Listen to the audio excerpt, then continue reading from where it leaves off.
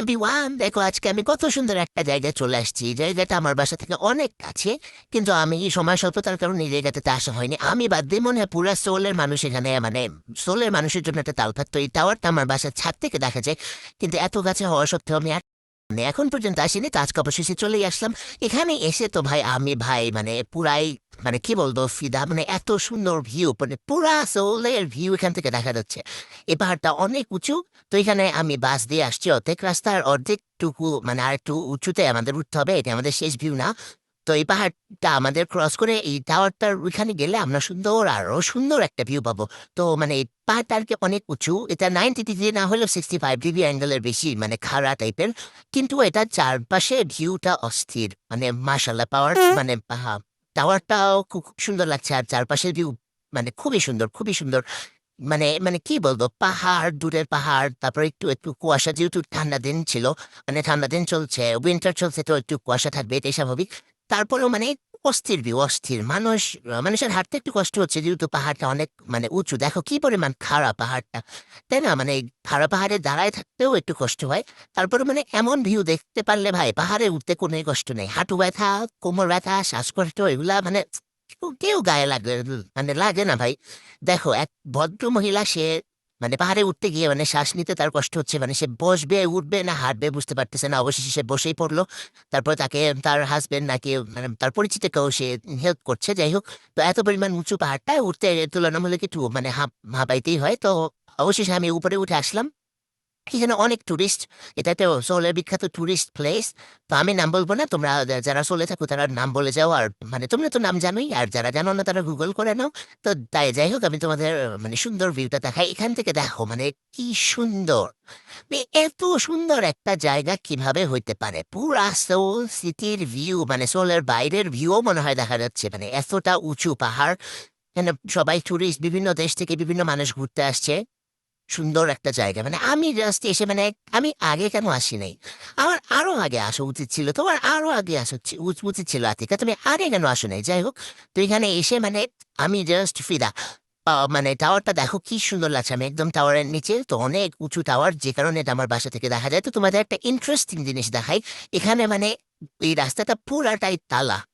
মানে এত এত তালা ভাই, এত এত তালা, মানে যে যাকে ভালোবাসে বা ভালোবাসার মানুষের নামে তালা ঝুলাই রেখে গেছে।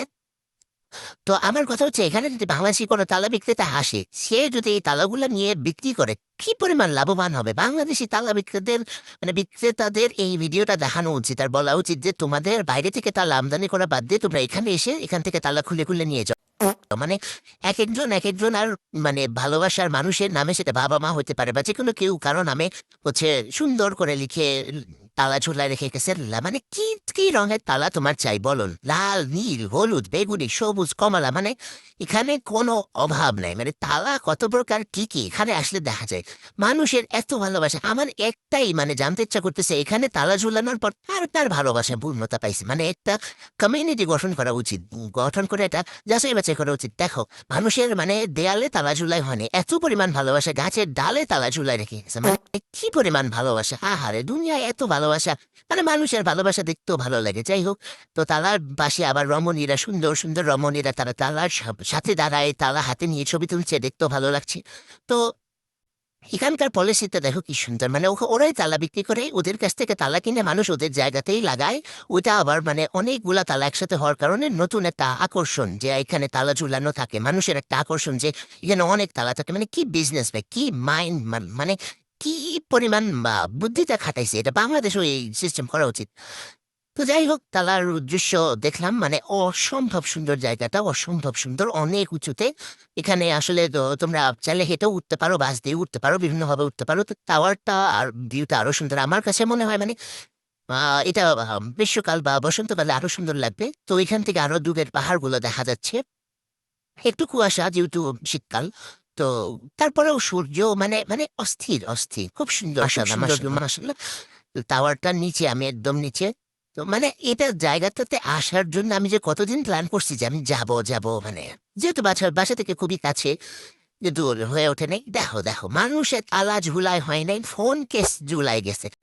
ফোন কেসে ভালোবাসা, ছবি সহ ঝুলাই গেছে ফোন কেসে ঝুলায় কার কার ভালোবাসা পূর্ণতা পাইছে এটা বললাম তো একটা কমিউনিটি গঠন করে বিচার বিশ্লেষণ করা উচিত মানে এটা একটা খুবই গুরুত্বপূর্ণ বিষয় যেখানে তালো ঝুলাই যাওয়ার পরে আসলে ভালোবাসা আসলে এই পূর্ণতা পাইছে কিনা তাই না বলো এটা তো জানা উচিত না জানলে তো হবে না তো যাই হোক সবাই মানে এক রমণী আবার হা করে আছে যাই হোক খুব সুন্দর লাগছে সবাই এখানে ছবি টবি তুলছে আমাকে ছবি তুলে তো আর কেউ নেই যেহেতু আমি একা ঘুরতে আসছি বাট সমস্যা নেই মানে আজকে আমি ভিডিও করতে আসছি তো এই হলো ব্যাপার খুবই সুন্দর